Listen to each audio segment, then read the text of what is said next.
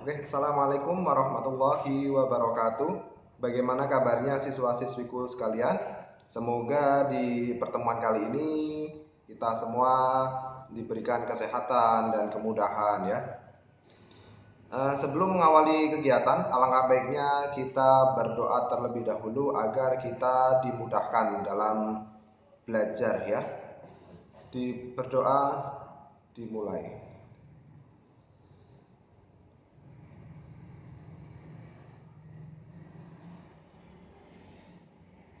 Berdoa selesai. Mudah-mudahan pertemuan kali ini apa yang nanti Pak Mutakin sampaikan semoga kalian paham ya dan bisa mengambil hikmah dari pembelajaran kali ini. Oke, pembelajaran kali ini kita akan membahas tentang kepribadian Muhammadiyah ya. Kemarin kita minggu lalu sudah melaksanakan UTS ya, walaupun ada dari kalian yang nilainya belum tuntas atau masih di bawah KKM dan ada juga teman kalian yang nilainya bahkan 100, luar biasa ya.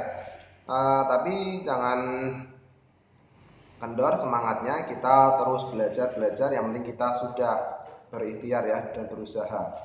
Oke, materi kita kali ini kepribadian Muhammadiyah. Nah, Pak Mutakin di sini membahas yang pertama itu tentang latar belakang ya, latar belakang kepribadian Muhammadiyah atau sejarah kok ada sih kepribadian Muhammadiyah, kenapa sih kok ada? Nah, jadi awalnya itu rumusan kepribadian Muhammadiyah itu berawal atau dilatar belakangi oleh penerapan dari demokrasi terpimpin pada periode Insinyur Soekarno ya. Insinyur Soekarno berarti Presiden pertama Republik Indonesia. Nah, jadi pada saat itu ada dua partai yang menentang kebijakan tersebut. Nah, jadi dua partai tersebut itu menantang adanya demokrasi terpimpin. Nah, kemudian siapa aja sih dua partai yang menolak atau yang menentang kebijakan tersebut? Nah, yang pertama itu Partai Masyumi. Masyumi itu Majelis Syuro Indonesia ya, atau Majelis Syuro Muslimin Indonesia. Nah, yang kedua yaitu Partai PSI. PSI di sini bukan partai yang terbaru ya, bukan yang giring-giring itu bukan ya, tapi PSI di sini Partai Sosialis Indonesia. Nah, dari dua partai itu menentangnya kenapa? Mereka itu menentang dengan alasan itu apabila Insinyur Soekarno menerapkan demokrasi terpimpin maka akan dijadikan untuk memusatkan kekuatan itu di tangan presiden. Nah, memusatkan kekuatan di tangan presiden itu contohnya itu presiden tidak akan tergantikan seumur hidup. Nah, itu kan tidak mungkin ya. Nah, mendengar dua partai yang tidak setuju ini, akhirnya Insinyur Soekarno pun mendirikan tiga partai koalisi. Nah, tiga partai koalisi ini kemudian nanti dijadikan sebagai partai pendukung pada pemilu tahun 1955. Nah, kemudian apa sih partai yang dibuat Soekarno yang buat mendukungnya itu tiga partai itu? Nah, tiga partai itu yang pertama itu ada Partai PNI atau Partai Nasionalis Indonesia, kemudian Partai Agamis, kemudian yang ketiga Partai Komunis Indonesia atau yang kita sering kenal yaitu PKI ya, yang lambangnya celurit dan palu gitu ya. Nah, kemudian tiga partai itu dikenal sebagai Partai Nasakom, nasionalis, agamis, dan komunis. Nah, dari berbagai kondisi ini itu dimanfaatkan oleh PKI ya. Nah, PKI ini menghasut beberapa partai yang sedang melakukan pendekatan terhadap Insinyur Soekarno. Nah, kemudian dengan akal liciknya PKI tersebut, akhirnya Soekarno itu menetapkan bahwa Partai Masyumi itu resmi dibubarkan secara menyeluruh. Berarti Partai Masyumi itu dari tingkat pimpinan pusat sampai ke bawah ranting itu resmi dibubarkan oleh presiden. Nah, jadi perlu kalian ketahui bahwa Muhammadiyah itu sangat memiliki andil yang cukup besar dalam mendirikan Partai Masyumi tersebut. Nah, Partai Masyumi itu pada saat itu partai satu-satunya dari partai Islam, ya. Jadi dulu itu nggak ada partai yang seperti yang sekarang ini banyak partai Islam, partai A, partai B, partai C, tapi dulu itu hanya satu partai Islam, yaitu Partai Masyumi.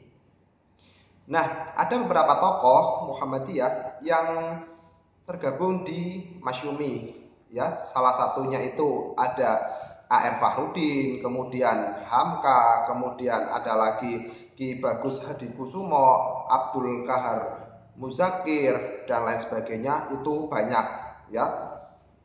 Nah, karena banyak pimpinan Muhammadiyah masuk di Partai Masyumi, itu banyak warga yang mengatakan, lawang Partai Masyumi aja dibubarkan, Muhammadiyah juga dibubarkan dong. Nah, itu akal licik dari PKI. Nah, sebenarnya itu salah, ya. Nah, salahnya itu gimana? Muhammadiyah itu Masyumi udah dibubarkan. Kemudian orang-orang Muhammadiyah itu kembali ke Muhammadiyah dan meninggalkan partai tersebut, ya. Nah, akan tapi walaupun sudah meninggalkan Partai Masyumi tersebut, akan tetapi ada pemikiran-pemikiran tentang politik praktis tersebut. Nah, dari politik praktis tersebut sehingga Muhammadiyah pada waktu itu mengalami kegonjangan, artinya bukan kegonjangan, ya, lebih tepat ke sedikit masalah, ya, karena Muhammadiyah itu tidak bisa disangkut pautkan dengan politik praktis, ya. Nah, kemudian dari permasalahan itu, kemudian dari pimpinan-pimpinan Muhammadiyah itu memikirkan bagaimana sih untuk membuat pedoman atau pegangan yang jelas dalam berjuang di Muhammadiyah. Nah, akhirnya pada saat itu dibuatlah kursus pimpinan Muhammadiyah. Nah, kursus pimpinan Muhammadiyah itu menghadirkan pembicaranya itu dari Fakih Kiai Haji Fakih Usman. Nah, Kiai Haji Fakih Usman itu di situ itu memberikan ceramahnya tentang apa sih itu Muhammadiyah, dan kemudian di dalam pidato atau ceramahnya itu beliau menjelaskan tentang jati diri Muhammadiyah, kemudian apa dan siapa itu Muhammadiyah. Nah, akhirnya setelah itu awal dikenal dan ditelaah hasil dari ceramahnya dari Fakih Usman itu oleh tim perumus atau tim telaah itu kepribadian Muhammadiyah.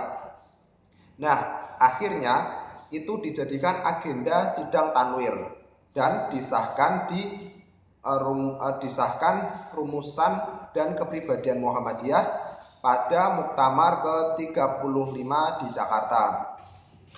Nah, dari sini kan sudah jelas, ya, latar belakangnya kepribadian Muhammadiyah. Kenapa sih kok penting adanya kepribadian Muhammadiyah, gitu, ya.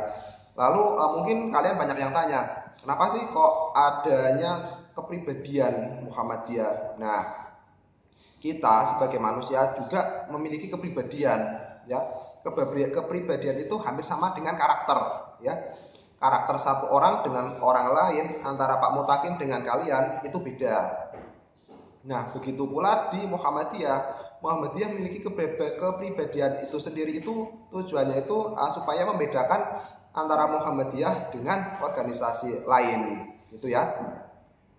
Mungkin itu aja pertemuan kali ini. Pertemuan kali ini kita membahas tadi latar belakang kepribadian Muhammadiyah. Mungkin pertemuan selanjutnya kita akan membahas matan, ya, matan kepribadian Muhammadiyah atau isi dari kepribadian Muhammadiyah itu sendiri apa saja. Demikian pertemuan kali ini, kurang lebihnya mohon maaf. Wassalamualaikum warahmatullahi wabarakatuh.